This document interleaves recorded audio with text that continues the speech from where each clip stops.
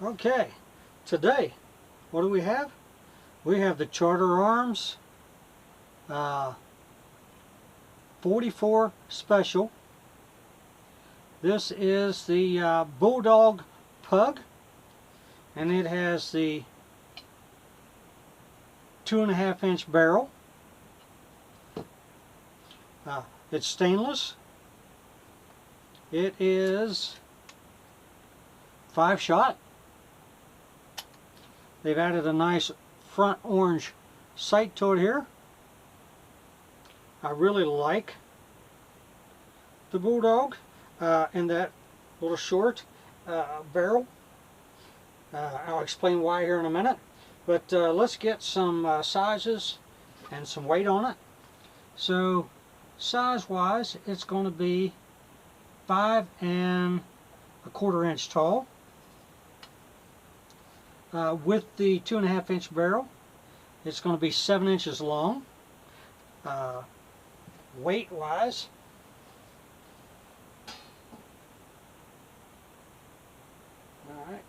it's going to be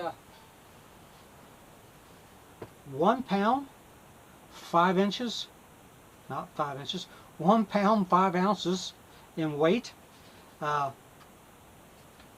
In a 44 Special, it's pretty good. I like the pistol.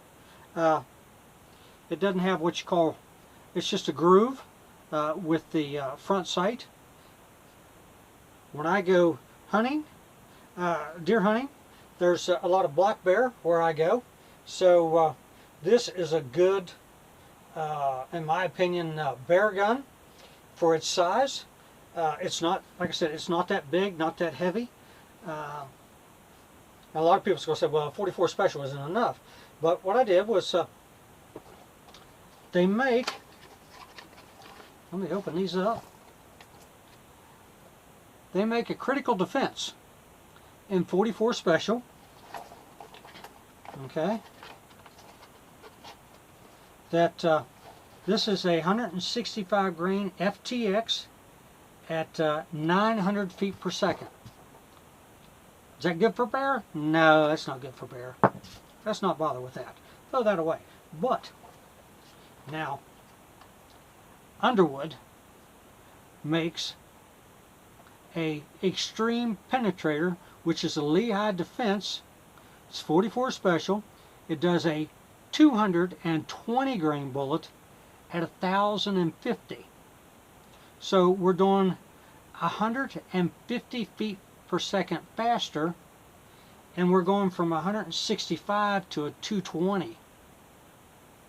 So we're doing a 55 bullet grain higher. This is what they look like. Okay.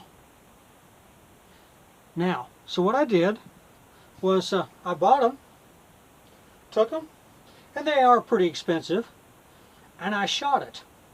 But I only wanted to do 2 rounds because they are pretty expensive. Let's see, what did I pay? I paid $39.99 for, what is there, 20 rounds in that box or 25? Let's see how many's in it.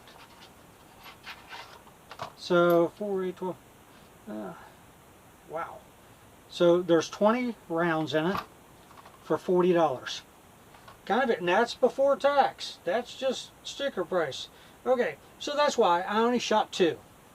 So I shot a couple of these, and then I shot 2 of those. Woo! Kind of like the difference between a 38 and a 357 mag. These felt like a 44 mag. They are a thumper. So I thought those would be good in it for bear. I mean, it's a 220 grain at 1,050 feet per second. So I thought, you know, I might want to think about some of those in 10mm. So I went to Lehigh's, I can't remember if it was Lehigh or Underwood's, their website, and I wanted to see if maybe I had to swap the spring in my Glock 20 because of the extra pressure. And it said no, I was fine. So as I scrolled down through, it was in the questions and answer part. And just as I was getting ready to leave the page, clear at the very bottom, it says, not recommended and a Charter Arms 44 Special. Only under extreme, I think, emergencies or something.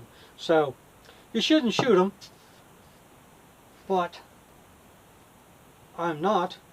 But if I was going to for bear's attacking me, I would consider that an extreme circumstances. You'd have to look at the website and see what it tells you. Do I recommend shooting them in it? No. But, so fully loaded, let's see what the gun weighs. Oh, so the gun weighs 1 pound 8 ounces fully loaded. So it is a little heavy, but I'm thinking about replacing the grip. I mean, it's not the best, but if I carry that and I just kind of lay it beside of me when I'm hunting, in case one of them kind of sneaks in and charges, it's something I can get a hold of. It's not in my pocket, and unlike my Glock 20, there's no way I can accidentally discharge this one because there's a little more to it as a revolver.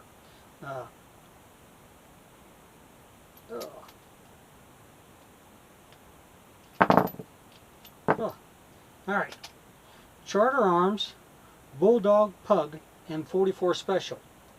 Something to think about. Got a good bit of power, not a lot of weight, not a lot there. 2.5 inch. I prefer a 4-inch barrel, but since I'm only using it for up close and personal encounters, nothing else, I wanted the 2.5 inch. Something to think about. And like the Ruger, Charter Arms has really come a long ways. The cylinder locks up really tight, just like the Rugers do. Alright, so you can see the trigger goes back really far, and there's not a lot there in single action. In double action, you got just about 1/8 of an inch or less, and then it hits the wall, and then it's all going back. But it is a pretty stiff pull, but I haven't really shot it that much because I've probably run a half a box of 44 Special through it, and then I still have, let's see, how many of these did I shoot?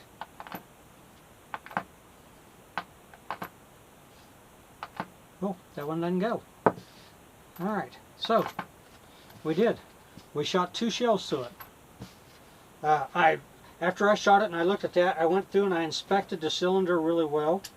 There was no cracks, anything. I checked up here to make sure that it handled the pressure good. Do I want to shoot those all the time? No. Would I shoot them all the time? No. 2 reasons. 1, too expensive, and 2, that is a lot of pressure on a gun that really wasn't made for them. Those will be made for a Smith & Wesson or a Ruger because they're built heavier. But this gun here, for the price, in my opinion, you can't beat it. I mean, that is a nice pistol. Charter Arms. I mean, they really started making some really good revolvers. If you get a chance, check one out. I had a chance and I should have bought it.